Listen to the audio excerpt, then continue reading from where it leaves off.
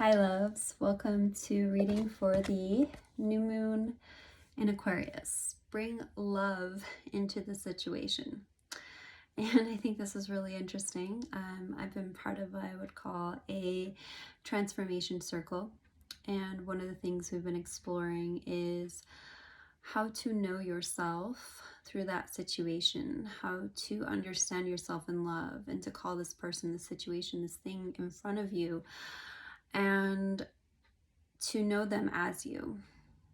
And how can you make a decision not based in fear but based in love? And sometimes that can be taking a step back to recalibrate and refine our center so that we can experience and approach this from the structure of love, from the frequency of love. It's not necessarily the feeling of love. So you may not feel love necessarily towards this person, but you can be in the structure and in the frequency of love in regards towards them. I think what I've been learning for myself personally is, what does it really truly mean to love someone and to hold them in that place of love? So obviously it says bring love into the situation, so I extrapolated and said it was a person because every situation usually involves a person. Or maybe a cat, who knows? Anyway, what does it really mean to love somebody? And do you love somebody if you fear losing them? Is that love? Love isn't based on the amount that you fear not having them. And you can never lose something that you have, and knowing that you have everything on the inside, then you actually never have anything to lose. I'm going to be pulling some additional cards from the Modern Witch Tarot deck. And to be honest, I've been a little bit struggling to make as many readings as I want. Part of it is the implications of uploading both to YouTube and IGTV. So I might be segmenting and transitioning mostly to just straight uploads to YouTube and just doing new moon and full moon readings here. But looking at the current energy, oh, damn, 10 of Pentacles. This is about homecoming. This is about fulfillment. This is about completion. 10 is the ending of one cycle and the beginning of a new. And oftentimes we think of physical endings as the endings of things, but the energetics still linger around it. And what if you approached each quote-unquote ending as actually a beginning? And it can be a beginning with that same person, that same situation, that same thing in your life. And when this is really a message of a new beginning, a fresh start, a welcoming, your dreams reaching their fulfillment. You know, the law of desire is that if we desire something and it comes from the heart, the place of the heart, which is knowing, the mind is understanding. And if we move into alignment, what does alignment mean? I heard that all the time in manifesting and I couldn't figure out what the fuck that means. It means your thoughts, your knowing, your desire in your heart, and then your energetic, emotional state, your astral being, your feeling state are all in alignment. So I've had manifestations where I've felt so much fear of not getting it, fear of not having it, fear of losing it. But mentally, I was affirming for it. I had the knowing in my heart. And what manifested was my fear, not my thoughts, because they weren't in alignment. But the law of desire is that if it's a true desire in your heart, you'll be able to persist through any perceived obstacles, failures, setbacks, to be able to realize this desire. And if you can look at everything with the advantageous principle, meaning that everything is either a blessing or a blessing in disguise, and it's all leading you to your wish fulfillment. So embrace that wish fulfillment for yourself at this time. Current energy, what are any limiting beliefs to release at this time? Ace of Swords. Sword upright in this position.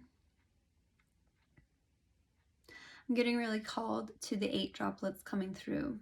That might be significant to you. And this sword is coming truth, clarity, upright position.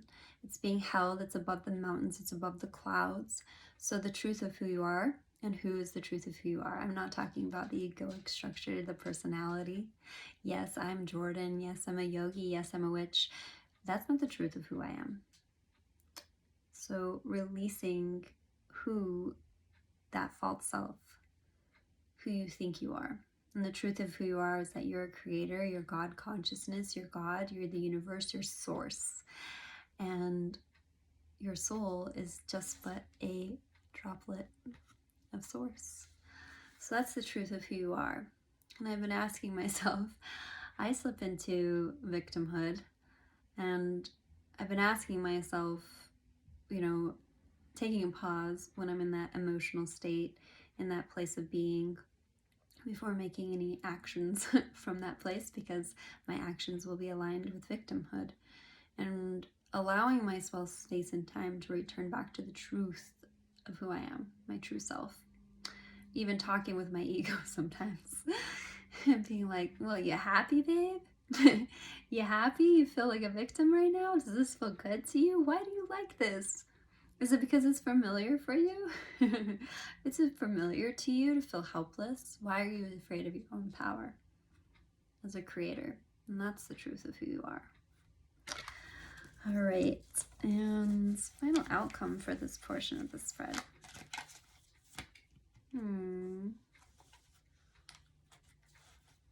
I love this so much. 2 of Wands. So she's holding on to one wand and letting go of the other. And what does it mean to let go? We have this, just let it go, meaning like don't care about it, give it up, it wasn't meant for you.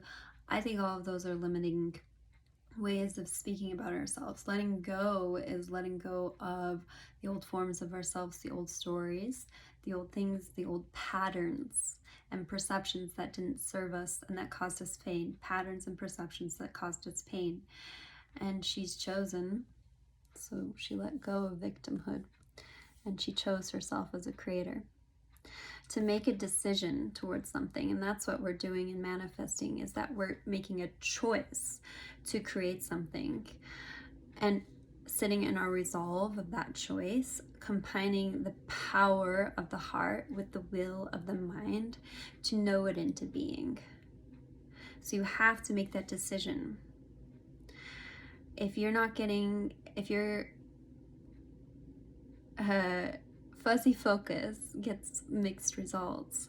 So you make this decision, and when you feel yourself slip back into victimhood, back into helplessness, back into that sense of failure, you need to make the choice and decision to stick with what it is that you know, the truth of who you are as a powerful creator, a co-creator. And why do we resist that is the question. Why do we resist it? Why do we resist it?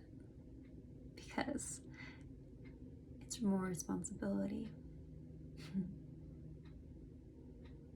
It's a responsibility to know that the world is your mirror, and how somebody's out picturing is just a basis of your beliefs, your energy, the way that you are. It's so much easier to go out and blame other people and to be the victim than rather to shift ourselves. And I am not saying that there's not been time where you have been the victim. I've been legitimately a victim in my life, but the decision now, does it serve you anymore to stay in that state, to stay dissatisfied and helpless, or moving into that powerful creator energy? All right, I am going to be using the Hidden Truth Oracle. A lot of times when we're creating something in our reality, people say, I manifested this money. Yeah, you manifest the money, but the money has to come through. Oh, cat. Money has to come through another person. Oh, I manifested this job. Well, that job also came through a person. We're actually always manifesting through other people. So maybe there's something you've been trying to manifest, attempting to align with. The cat keeps doing something down here. And this message can be from that person.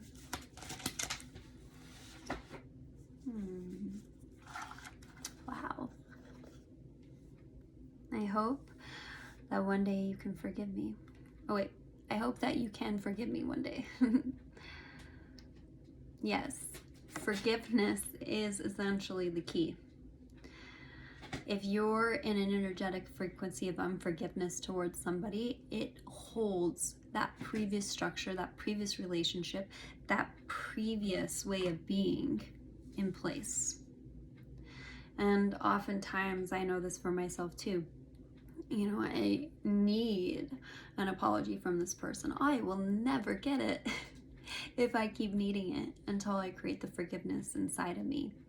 Then it will naturally happen.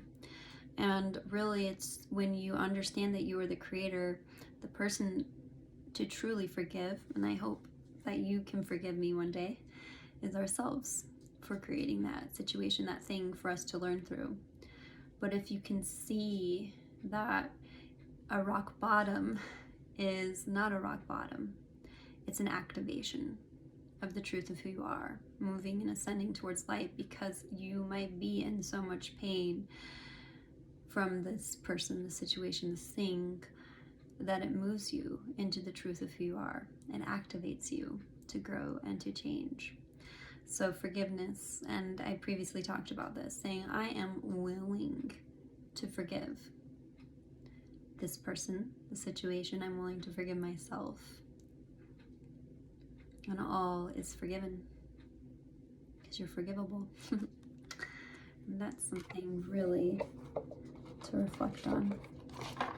Wondering sometimes too, when you become awakened, well, how the hell did I create all this? God, I can't believe I created this mess for myself. And that's part of the awakening. And sometimes it's not the funnest. But I was thinking about other things in my life, and instead of the notion of I worked hard for this thing, I'm thinking I created this. I created this. I created myself to become a yoga teacher, even though I was afraid of speaking in front of people. And now I speak in front of people all the time. Romance angels. Soulmate. Yes, this is your soulmate. Well, if you have the question, yes, it is your soulmate. And if you have a desire for something, ask yourself, would I want this if nobody else knew about it? That's the real question.